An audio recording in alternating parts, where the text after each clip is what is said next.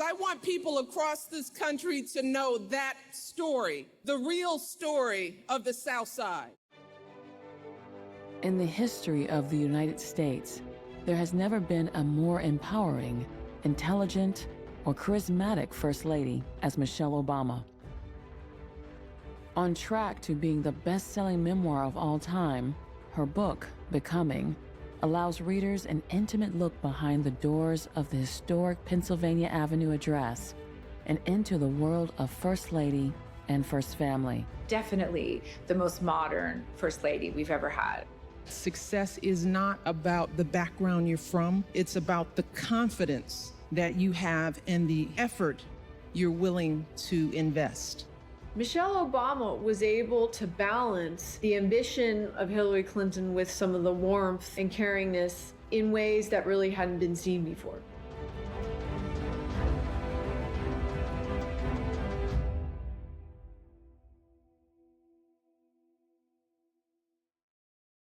One of Michelle's greatest, I think, qualities is that she comes across as powerful, but relatable. People who have met her, who have spent time with her, say that she is aspirational, but at the same time, very relatable. She puts people immediately at ease. She shows a genuine, thoughtful interest in people when she meets them. She's also very down to earth and very much feels like someone you can talk to. I was a sociology major. Oh my goodness, write my recommendation letter, please. You got it. You got it. I got you covered, kid. Seize your moment, girl. Michelle LaVaughn Robinson grew up in the South Side of Chicago. It was primarily a white area when she moved in, and then it became a mostly African-American area by the time she left. She grew up with a very working class family. Her dad was a shift worker. He put on his uniform every day. Her mother went back to work in order to support the family, help raise the kids. She grew up with her brother, Craig. They lived in a very small apartment above a home that her aunt owned. And basically the living room was cut up into like 3 living spaces. And she had a very small single bedroom with just a partition between her and her brother. In fact, it didn't actually go to the ceiling. So she and her brother, Craig, would like throw a sock over back and forth at night. And they'd be like, "You up, Craig?" "Yeah, I'm awake." It was a very simple, humble beginning. But Michelle says that it was fundamental to her growth and development. Her parents gave her the foundation and the determination to succeed. Michelle says that her mom always said she was a little extra. She remembers vividly, even now, I think she was in kindergarten and she got the answer wrong on a colors test. And it bothered her so much that she went back to the teacher the next day and asked for a do-over, which she got, and she aced it. From the very beginning, Michelle Obama wanted to achieve. She wanted to get 100%. She wanted to be the best. And growing up in the South Side of Chicago, she was not going to let her color, her socioeconomic position, anything hinder her from getting to the top. Well, how on earth did you ever raise kids like Michelle and Craig in a place like South Shore? And my mom looks at these folks like they're crazy. And she says, Michelle and Craig are nothing special. There are millions of Craigs and Michelles out there. And I did the same thing that all those other parents did. She says, I loved them, I believed in them, and I didn't take any nonsense from them. Their family was like Beaver Cleaver, that it was so wholesome, just they earned a little bit less money. But this really was an important foundation for her, and that she really loves family, loves being around family, and that, you know, family is really important to her. And that really shined through. Her warmth and her maternal energy was considered to be a huge asset. I didn't want to let my parents down, so I worked hard in school. I read everything I could get my hands on. I did my absolute very best on every single assignment. I did everything in my power to be a good student. I dreamed of one day going to one of the best universities in America. Michelle relates a very poignant story in the book about how when she was applying for colleges and wanted to go to Princeton, one of the guidance counselors at the school even though Michelle had, top of her class, great grades, she'd been active in extracurricular things, she said to her, "I don't think you're Princeton material." And, Michelle, what she did was she ignored it. She went to the assistant principal and got a recommendation from them instead. Michelle says, "I wasn't going to let one person's opinion of me dislodge everything about me that I knew was true." This is, to me, one of the most inspiring things about the entire book, Becoming, in that from the very beginning, Michelle has been telling other women not to let someone's opinion of you determine who you are, not just women, but everyone. And the fact is, Michelle herself faced people doubting her from such a young age, even in high school, but she didn't let it stop her from achieving her dreams.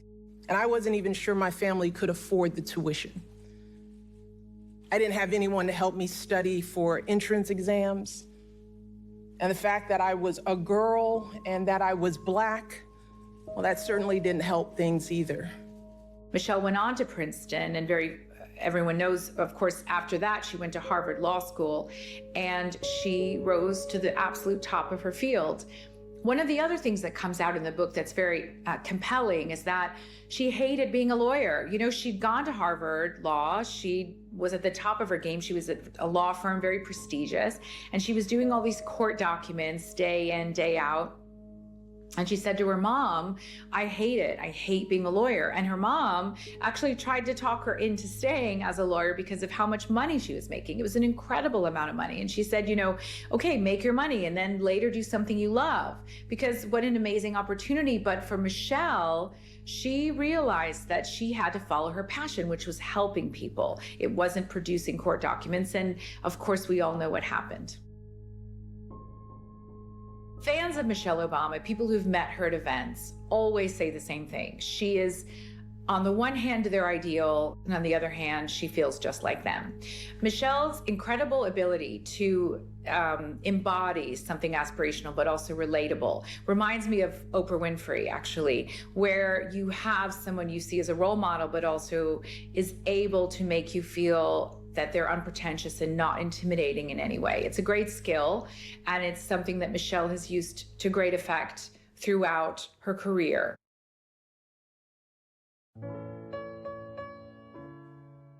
In August 1989, Michelle LaVaughn Robinson was working as an associate in the Chicago law firm Sidley Austin when she was assigned to mentor a summer intern. That summer intern was Barack Hussein Obama. While Michelle was at Sidley Austin, in comes a summer intern, Barack Obama.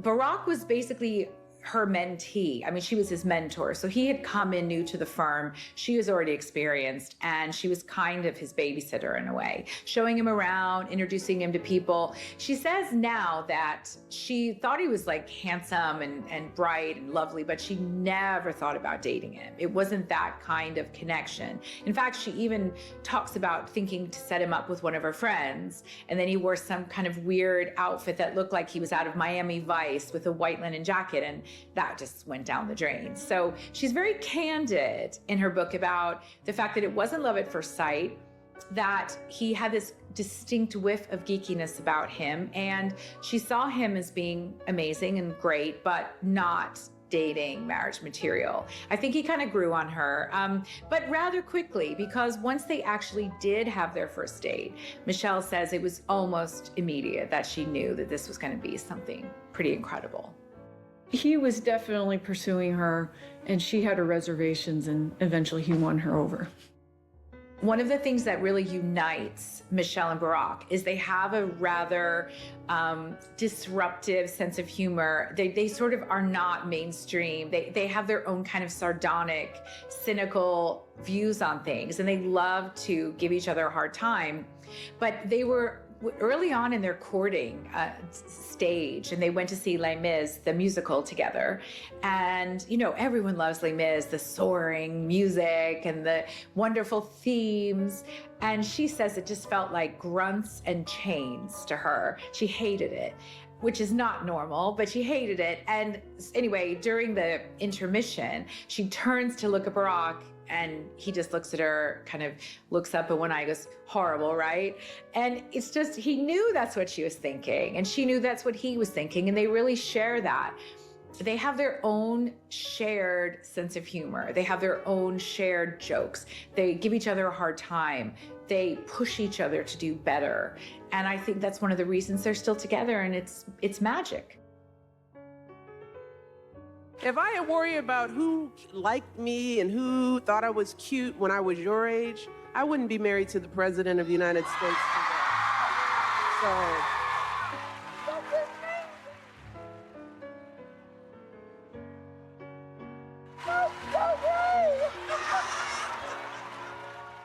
Well, actually, even now, there's very famously a plaque outside the Baskin-Robbins in Chicago where Barack and Michelle had their first kiss.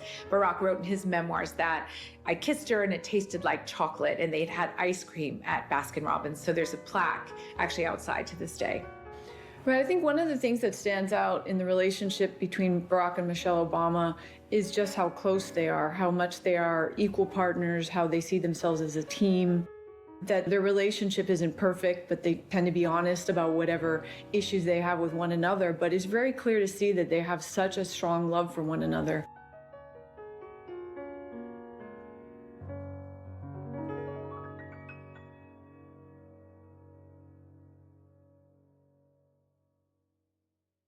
One of the biggest revelations in Michelle's book, Becoming, is her own painful struggle to have children. We find out that Michelle had a very painful miscarriage prior to having her daughters, and then was forced to rely on IVF for the successful conception of her two girls, Malia and Sasha.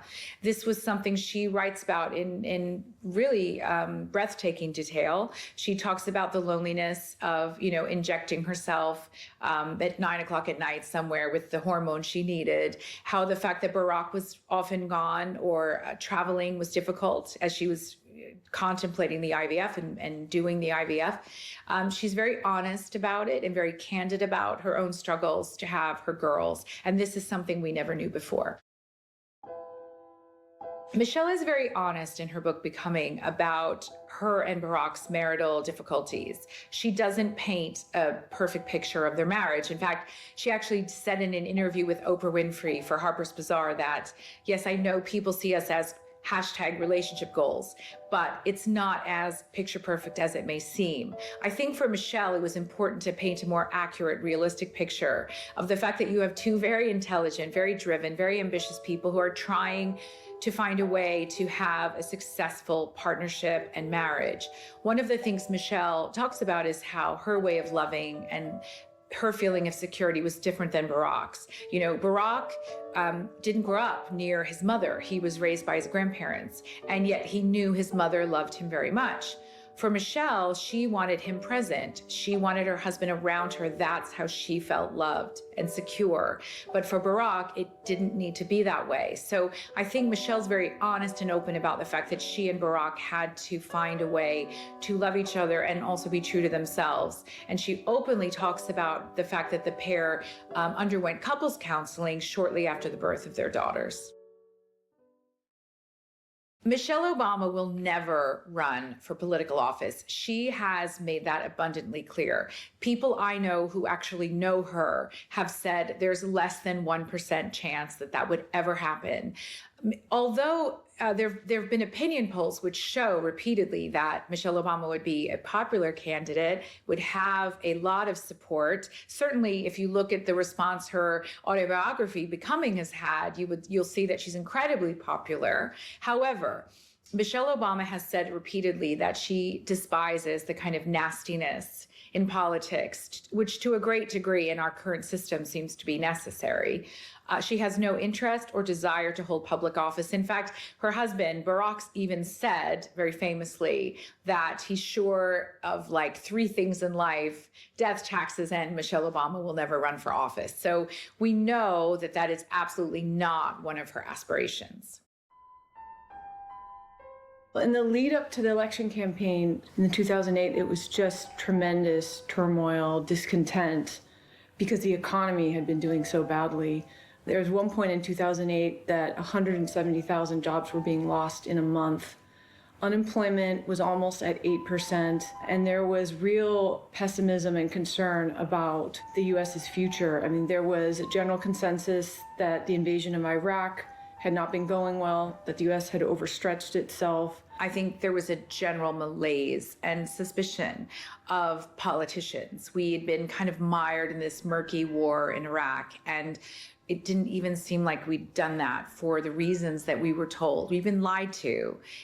And I think a lot of Americans were deeply angry and suspicious. So here comes this guy who seems kind of anti-establishment. Barack was a young senator. He didn't have a lot of political experience. Up until that time, he was the presidential candidate with the least amount of experience. And I think that people found his dynamic, young optimism. He seemed like a Black JFK.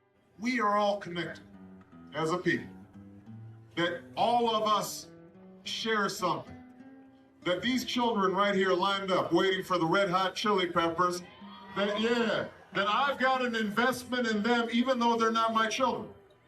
Just like you have an investment in the children in the Southside of Chicago who are trying to figure out whether they've got a decent education. And people were longing for something like that. The kind of old, rich white men had really done us wrong. We were tired of feeling like we were part of some white elitist Yale University, guy that passes it down to his son. And it just felt very old school. The Obamas were a breath of fresh air, literally. And even people who were diehard Republicans, diametrically opposed to every single policy position, like my mother, loved them because she said, this is what we need. We need this kind of breath of fresh air. We need this kind of new energy to be brought into the White House. I think it was difficult for Michelle to come to terms with the fact that Barack wanted a political career. She's very civic-minded, but she hates politics. And so she really didn't want to get into any kind of career where there would be mudslinging and all the different things that come with it. But as always, she wanted to support Barack in whatever aspirations that he had. I think she understood that he had aspirations for greatness and was capable of achieving these types of things. And that he's sort of a once-in-a-lifetime type of person, that a type of candidate that the world had never really seen before, definitely the US had never seen before, and that she was going to need to support him. And that didn't necessarily mean that she had to let go of her own ambitions. It just meant, that she needed to be side by side with him and supporting him all along the way. I'm sure she was one of his biggest fans, but also one of the people that he trusted the most in terms of offering him advice. Michelle herself has always been very ambitious and career-driven, and she's been very open about the fact that it was really difficult to subjugate her own desires and ambitions in order to support his.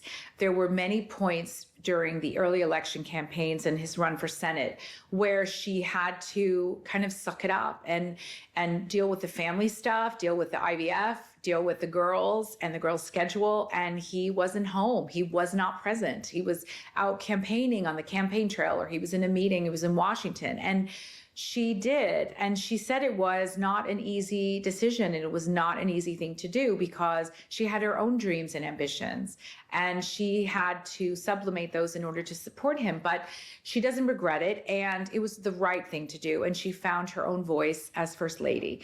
But I love the fact that she was so honest about the fact that she had her own degree. She had her own law degree. She was his boss. And now she had to kind of put that aside to some degree in order to help him achieve his dream. She tells a famous story in her book about they were lying in bed together one day and he was looking off into the distance. And she very famously said to him, a penny for your thoughts, and thinking perhaps he might be thinking about their relationship or their impending marriage. And instead he said, very truthfully, I'm thinking about income inequality. So he was a very serious-minded, smart guy. And Michelle knew he had great political aspirations, but she's very candid about the fact that she didn't actually think he would win or could win the presidency. She says, you know, ultimately he was a black man in America, and I didn't think he could win. She supported him, but she had reservations and doubts. She doubted whether it would be good for their family, whether it would be good for him and her and their marriage, and all kinds of things. However, when it became clear to Michelle that her husband was really set on running, she decided to support him wholeheartedly. In fact, there was one stage where she did something like 38 campaign appearances in just a number of weeks. She was very much behind him in his drive for the White House, even if she had her own private doubts, both about whether it was something good for them and also about whether it was even possible for him to get elected. When she was originally campaigning with Barack in 2008, what's impossible to think of now is that she was thought of as a liability because of several things that she had said. She was being interviewed by reporters in early 2008, and she had mentioned, "This is the first time in my adult life that I am proud to be an American." And this really didn't play well. People didn't like the fact that she was emphasizing race too much. Then her dissertation was published when she was a student, which emphasized how difficult it would be to be an African American in a white university. That also didn't play over very well.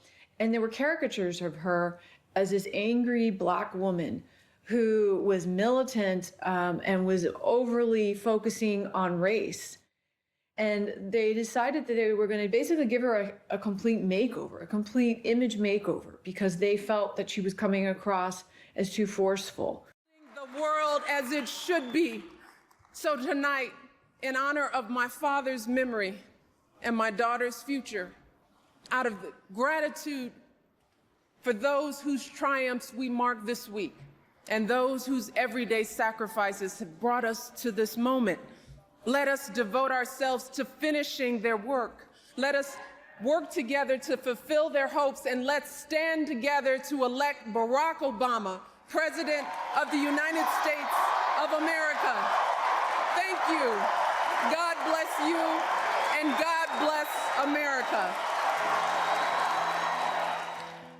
We see kind of a softer, gentler version of Michelle. Like a lot of first ladies, including Hillary Clinton, she had been told in no uncertain terms to kind of soften her approach. She was already getting criticized as an angry Black woman, and the misogyny and racism in that is very apparent.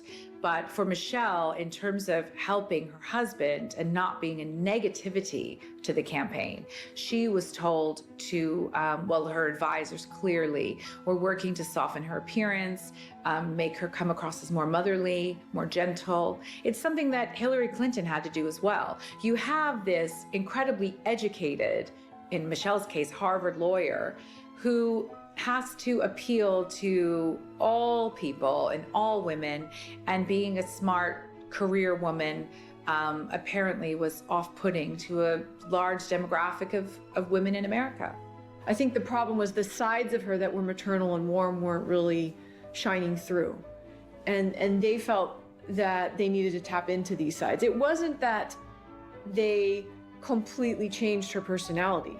It's that they sort of edited her personality. It's an edited version of the way she really is, which she was able to later reveal, just being a little bit more frank, more honest about things. And her honesty actually just appealed to people. Now you know why I asked her out so many times, even though she said no. You want a persistent president. Michelle Obama is famous for a lot of things, not the least of which is her enviable arms. One of the things we saw from her as First Lady was the first time a First Lady started wearing high street brands. She was wearing J. Crew, she was wearing other brands which were very mainstream. It wasn't like Nancy Reagan and her Oscar de la Renta all the time. She was mixing and matching designer labels with high street mainstream brands, which is what, of course, most women do. We very famously saw her supporting J. Crew from the very beginning, which is a very quintessentially American brand. And she wore a lot of sleeveless tops. And of course, the whole world took notice of the fact that she had such great arms. Michelle Obama's arms, in fact, were requested of plastic surgeons around the land by women who wanted to emulate their beauty, really.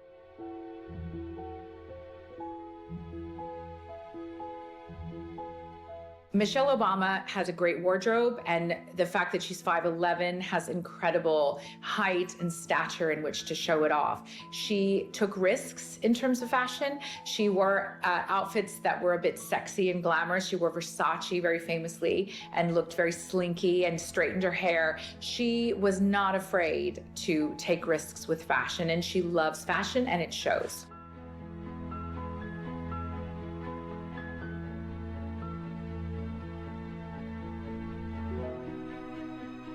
Ladies and gentlemen, the First Lady of the United States, Michelle Obama. I realized that if I worked hard enough, I could do just as well as anyone else. I realized that success is not about the background you're from. It's about the confidence that you have and the effort you're willing to invest. When Michelle Obama realized they actually were going to win the White House, she spent a lot of time talking to former first ladies about the effect it would have on her daughters. She talked to Laura Bush, she talked to Hillary Clinton, specifically about how she could protect her two girls from the glare of the national spotlight and how she could raise them to be well-adjusted women in the White House. For Michelle, her daughters were always a major priority to her, and giving them a sense of normalcy in the midst of the glare of the world in the White House was really important to her. A friend of mine who worked at the White House in the Obama years said that she only ever saw Malia at once on the White House grounds, and she was carrying a laundry basket. So it seemed like she certainly had like normal chores. Michelle was very protective of her girls and tried to keep them away from the international spotlight. They didn't do a lot of big formal events. She tried very much for them to have a normal school life, and family dinner hour at 6:30 was absolutely imperative. In fact, people who worked at the White House say that at 6:15, they would all kind of be checking their watches because they knew that by 6:30, Barack had to leave to go to the family residence to have dinner with his girls every night at 6:30. For Michelle, I think she took her role as protector and mother as seriously as she took anything else, or maybe more seriously than she took anything else. Whilst she has called being First Lady the greatest honor of her life, there was no question that her girls, her daughters, were her biggest priority, and protecting them, nurturing them, fostering a great childhood and adolescence for them was definitely something that got her full attention. Most first ladies are expected to be supportive, to stay out of politics, to stay out of controversies, to choose to get behind policies that are non-controversial, and they weren't expected necessarily to have a career other than being a supportive political wife. And that really was the mold. Hillary Clinton broke the mold before Michelle Obama in some ways because she herself was such an ambitious person. But the key difference here is Hillary Clinton always had political aspirations, and this would dog her time period while she was Bill Clinton's wife. Because of all the different scandals going on, there were questions as to why they were even together. And many were very cynical about the fact that, well, this is because she one day wants to be, a politician, a senator, the president, and so forth. Michelle Obama was able to balance the ambition of Hillary Clinton with some of the warmth and caringness that previous First Ladies were able to exude in ways that really hadn't been seen before. Michelle Obama's approach to being a First Lady was different than, say, Hillary Clinton. She was not part of Obama's administration. She did not try to take the lead as a political leader. But she had her passions and her causes, and she was very vocal about those things. The theme really of Michelle's causes is really about inclusivity. She was looking for people and demographics that might have been marginalized and trying to give them a seat at the table. So we're talking about people of color, we're talking about girls, we're talking about gays and lesbians, transgender. She was looking to increase inclusivity, and that was definitely a theme of her passions and the causes that she really cared about. Our glorious diversity, our diversities of faiths and colors and creeds, that is not a threat to who we are. It makes us who we are. Now, Michelle Obama is 5'11". She's extremely tall, and she wore heels all the time. She was someone who is proud of her stature and in no way a shrinking violet by any circumstance. People who have met her have said that she's incredibly impressive for her strength and her height and her persona and her presence. But she also liked to sneak out of the White House, and she would do it frequently in disguise.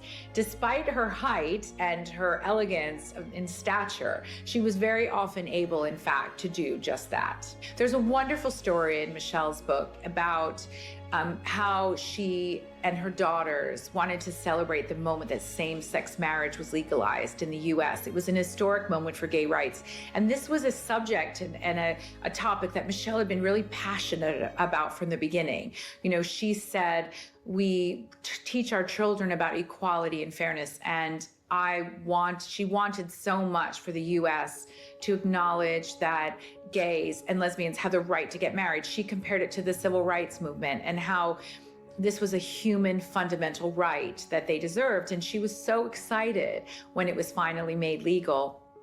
The White House was actually dressed in all the lights, the colors of the rainbow flag. And she said to her girls, come on, let's go see it. She wanted to be a part of that historic moment. So they actually snuck out of the White House and stood in front of it so that they could see the White House bathed in the colors of the rainbow flag. It was a great moment, and it was a very fun part of the story of the book. And now today, being back here in London, while looking out at all of your faces, I'm once again filled with the same feeling I had 6 years ago. I see a room full of business leaders and surgeons and barristers. I see women who are going to win elections and science competitions and arts awards. I see leaders who will inspire folks not just here in Tower Hamlets, but all across the country and all around the world. That's what I see. Because I know what's inside of girls like you and like me. I know how hard we'll fight for our families, how deeply we care about our communities, how much of a difference we can make for those around us. If you look at her career as a First Lady, she chose issues that were really apolitical. She wanted to improve the livelihoods of veterans and their families. She worked to improve nutrition for children and to improve their mobility and physical fitness. And she really cared, about families, and that's what she emphasized in the end. Something that really wasn't going to be controversial in any way, shouldn't have been controversial. At times, it was controversial just because the first family was on the receiving end of criticism from time to time. But in the end, she had very high popularity ratings, higher than Barack Obama's popularity ratings. And now, as people are looking back on her career as a First Lady, she's one of the most well-loved First Ladies in history, and one of the most admired people in the US just recently.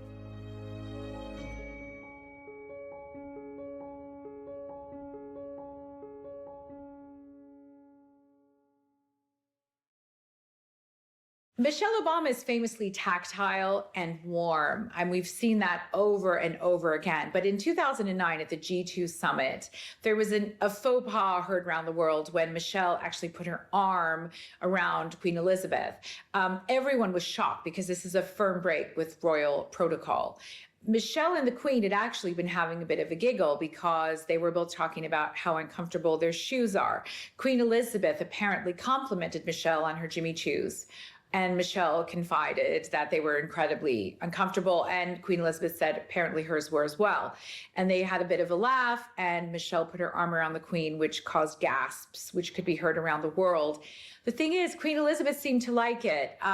There was a stage later on where Queen Elizabeth invited Michelle to sit in the back of her Range Rover with her on the way somewhere. And when Michelle hesitated, the Queen said to Michelle, have they warned you that you can't do this? And when she said yes, the Queen said, rubbish, you can sit wherever you want. So it seems like, despite the fact that everyone in the world freaked out that Michelle put her arm around Queen Elizabeth was in fact charmed, very much so, by Michelle Obama. You know, we saw the very famous friendship that developed between Michelle Obama and George W. Bush, a very unlikely pairing. But what happened was Michelle was invariably always seated by the former president, George W. Bush, at funerals, public events, and they got to become friendly. George Bush very famously gave Michelle Obama a cough drop, which was at John McCain's funeral, and everybody saw that. And actually, Michelle said it was an old cough drop. It had been there a long time in the bottom of Laura's purse, but she took it, and they became really firm friends. There's a lot of photographs of them at events where she has her arms around him, you know, embracing him. And she has said, I don't agree with him on everything, but I have so much love for this man. You know, George W. Bush has said, you know, she likes my sense of humor, and anyone who likes my sense of humor, I like them immediately. I think one of the things Michelle has done so beautifully is to show that friendship and warmth does not have to stop when you come to different political views, the red and the blues, the Republicans and the Democrats. It doesn't have to be a barrier to good conversation and goodwill and good relations. And her friendship with George W. Bush has really embodied that. Michelle Obama has said over and over again, I can't ask something of our children, of our future generation, that I don't embody myself. This has fed into the way she acts all the time when it comes to campaign tactics, when it comes to personal relationships, and when it comes to the way that she speaks about her political opponents. It was clear to the world each and every day that the Obama administration held office, that the Obamas, as the first family, shared an unparalleled love and closeness. Michelle Obama's mother, Marion Shields Robinson, lived in the White House to maintain those strong family bonds. In an interview with CBS in 2018, Marion Shields Robinson shared her reasons for moving into the White House and keeping the family as close as possible. Michelle Obama is incredibly close to her mother, and she always admired her mother. Her mother was always there for her, you know, at home cooking every meal, and she had a really, really idyllic upbringing.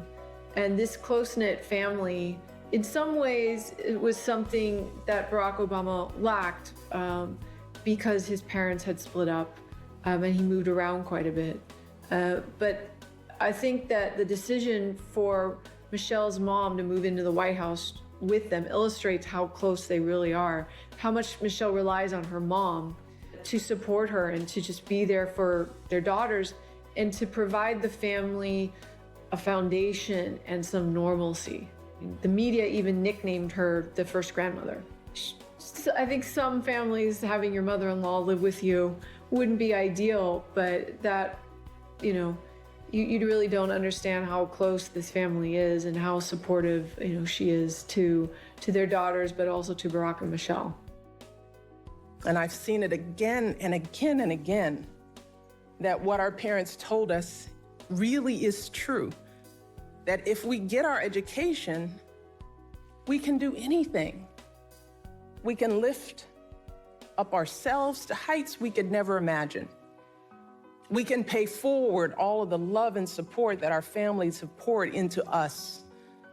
And we can truly be builders of a new day. That is your work. One of the things Michelle did, which was unusual, was that shortly after she moved into the White House with her girls, she moved her mother in. Marianne Shields Robinson became the first grandmother of the White House. For Michelle, she knew she was going to be unavailable to her girls sometimes, whether she was accompanying Barack on a trip overseas or she had meetings. And she wanted someone she knew and trusted to help her raise her daughters. You know, as busy as she got, she never took her eye off the ball when it came to raising Malia and Sasha. And I think moving her mother in was something that families do, but it's not typically something that first families do. I think what a lot of people who know Michelle Obama say about her is she's hilarious. She has a great sense of humor, and she's really funny. One of the great dynamics between Michelle and her husband is there's a friendly competitiveness. They are famously competitive with each other. A friend of mine who was actually at the 2004 convention when Barack's keynote speech thrust him into the national spotlight. Just before he went on stage, Michelle gave him a big hug and said, "Don't screw it up, buddy." So Michelle has a very famously competitive, very kind of funny, competitive relationship with her husband. And in her book, Becoming, it's really remarkable how much shade she throws at her husband, where she talks about his whiff of geekiness on their date and other things that make him seem very human. I think for Barack and Michelle's children, Sasha and Malia, growing up in the White House probably wasn't easy. They had some advice from the previous first children, the Bush twins, Jenna and Barbara Bush. They actually took them under their wing and gave them a lot of helpful advice. But one of the things that made it easier for them was that they had such a strong family. They had their grandmother living with them. They had their mother ensuring that, you know, they're able to live as normally as possible. And something that is notable about those 8 years for them was that there was never anything negatively reported on them, ever. And it could be, you know, the media was, you know, exercising some caution there. But even since they have now, you know, become younger adults and are no longer living in the White House, they have earned a reputation for just being really solid, well-behaved girls that have been really raised well. And a lot of this has been attributed to the work that, you know, Michelle had done in the White House, but also Michelle and Barack as a family, just ensuring that they had some level of stability and normalcy, you know, in spite of the fact that they were living in very abnormal conditions. Earlier today, as you heard, Malia and Sasha and I visited the Long Room at Trinity College. As you know, I don't know if many of you have been there, it's like Hogwarts. As Sasha pointed out, it's a huge room with shelf after shelf full of books. A beautiful place, and I hope that all of you aspire to go there, if not study there, but just to go and experience what it's like to be surrounded by so much history and so much power. And the girls had the chance to explore those shelves and trace their Irish and lineage, which was a very powerful thing to find out that these girls that were born on the Southside of Chicago can trace their roots back here to Ireland, way back to the 1600s. That was very powerful for me as their mother, and hopefully it will be something that they cherish for the rest of their lives. One of the things Michelle is best known for is the fact that she's an incredible public speaker. And some say that she's even better, or let's say as good as her very famous husband. Michelle and Barack were actually quite competitive about their speeches. When Michelle was prepping to give her 2016 Democratic Convention speech, which is the very famous one where she says, "When they go low, we go high," Barack heard her in one of the rehearsals and ended up going back to his notes to work a bit harder to make sure he was as good or better than his wife. Michelle is a famously good public speaker. She has great presence, she has great authority, and at the same time, she manages to be interesting and relatable. It's one of her best skills.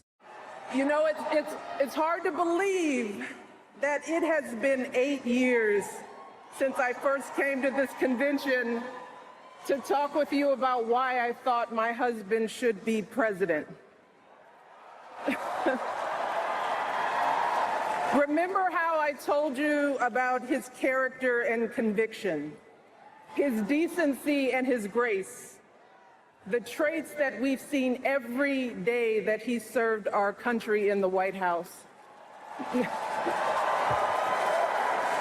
I also told you about our daughters, how they are the heart of our hearts, the center of our world, and during our time in the White House, we've had the joy of watching them grow from bubbly little girls into poised young women, a journey that started soon after we arrived in Washington, when they set off for their first day at their new school.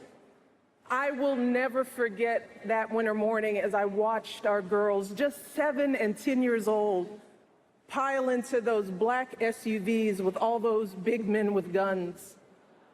And I saw their little faces pressed up against the window, and the only thing I could think was, what have we done?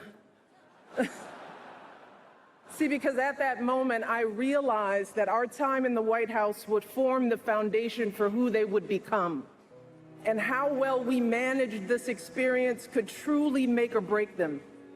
That is what Barack and I think about every day as we try to guide and protect our girls through the challenges of this unusual life in the spotlight. Barack and Michelle Obama had an excellent relationship throughout the presidency. I mean, any relationship is going to be tested when you're dealing with high levels of stress. And so it's not to say that their relationship didn't experience some bumps and some tense discussions along the way, and they've admitted that. But they see themselves as a team. They see themselves as much stronger together than apart, and they really respect each other. They see each other as equals. And I think during the entire presidency, they were able to weather a lot of storms, difficult storms that he faced, just being president and all the attacks he faced. They were able to weather this together, and their relationship is probably stronger as a result. But it's really one of the few political marriages that was just completely scandal-free, that was really about a deep love that they shared for one another, that wasn't really about a marriage of political convenience. And, both Republicans and Democrats alike would have to acknowledge that this was a very solid relationship. It was a model relationship, and one that a lot of other people could learn from.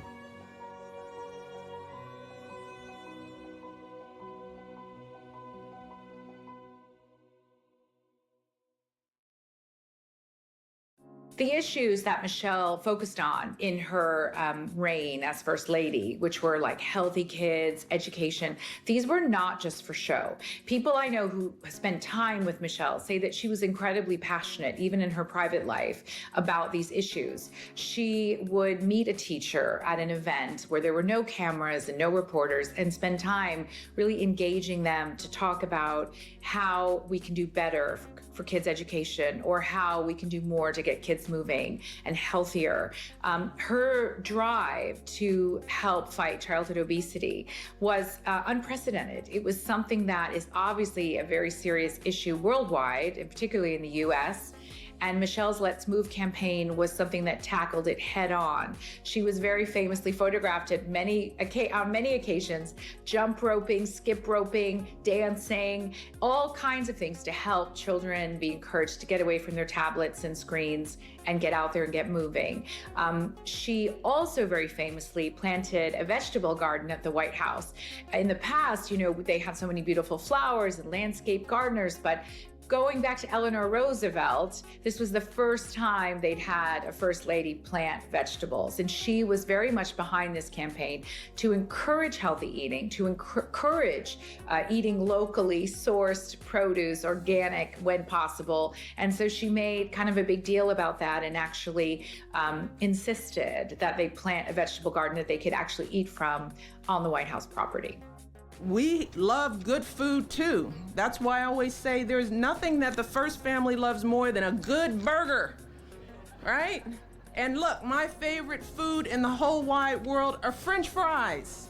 I love them dearly, deeply.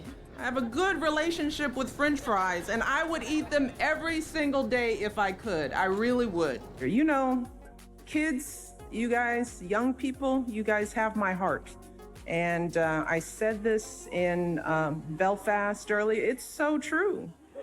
Look, my girls know I can embarrass them and love them to death, but young people, you guys move me in ways that you don't even imagine.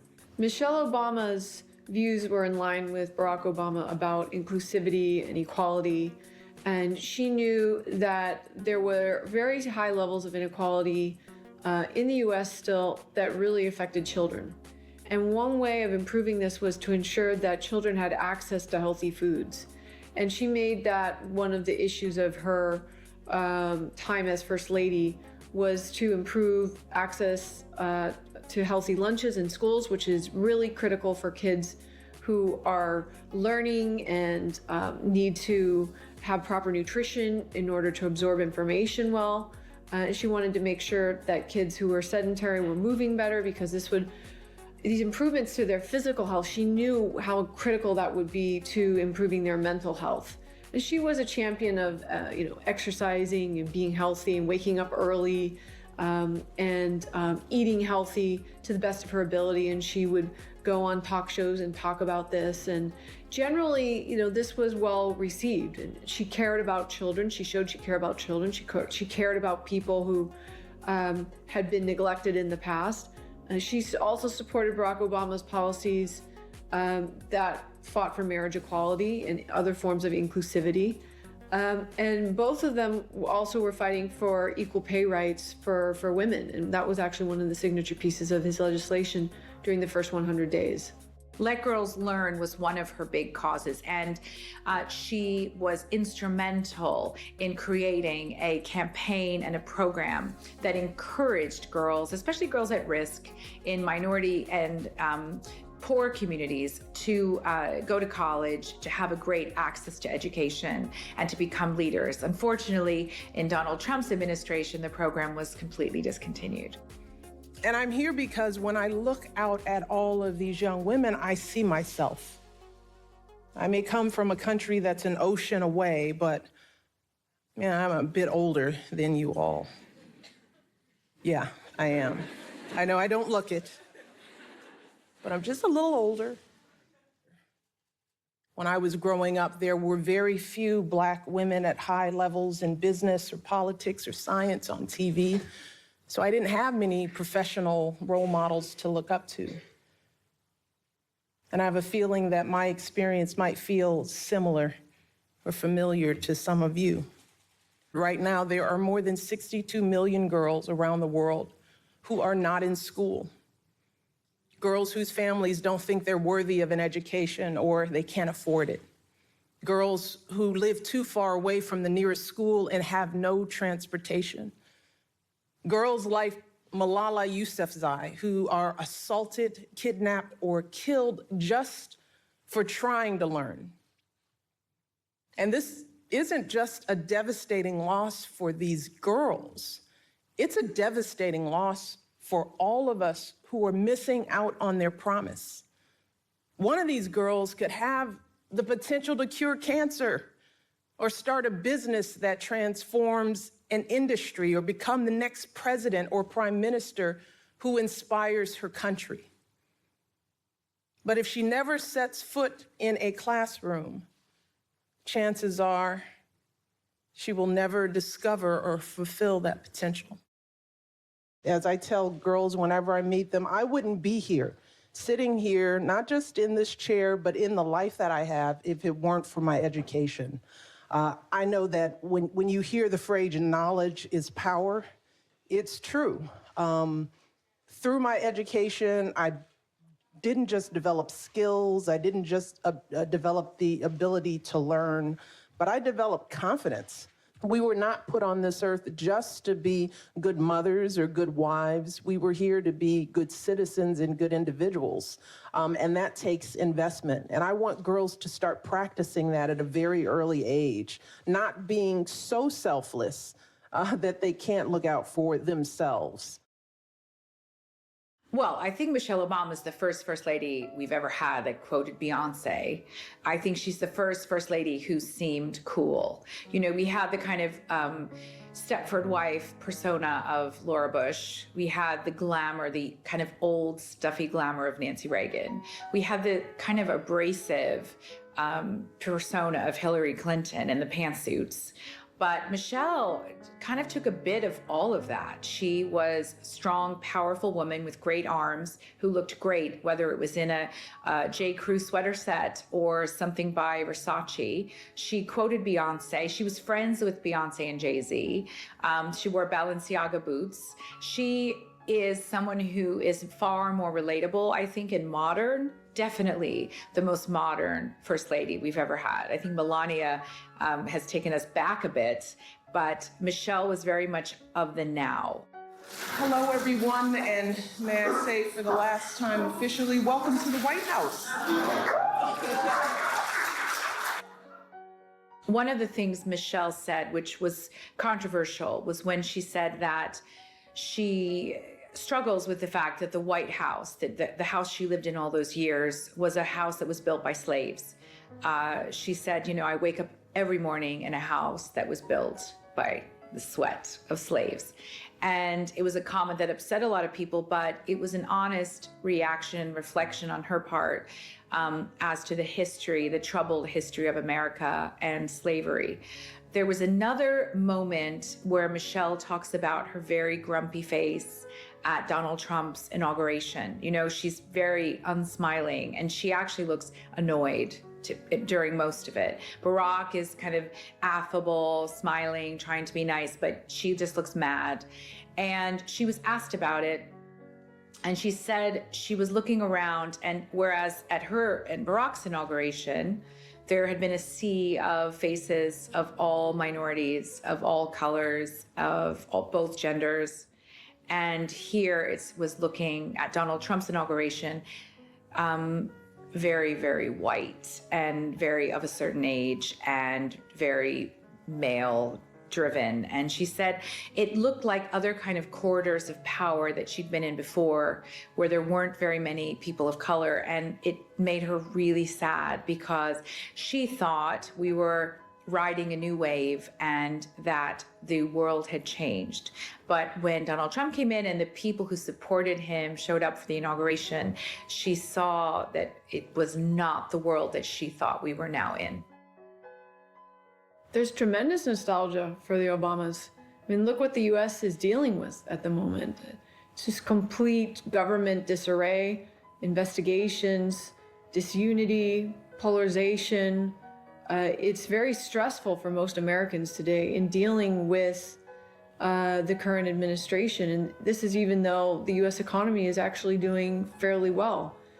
As a result, you know, a lot of Americans are really nostalgic about the Obamas. Those that were probably a little bit too critical of the Obamas, either on the left or on the right, at least recognize that it was a period of direction, calm, prudency, where the US could say that they were a world leader, that they held some moral high ground.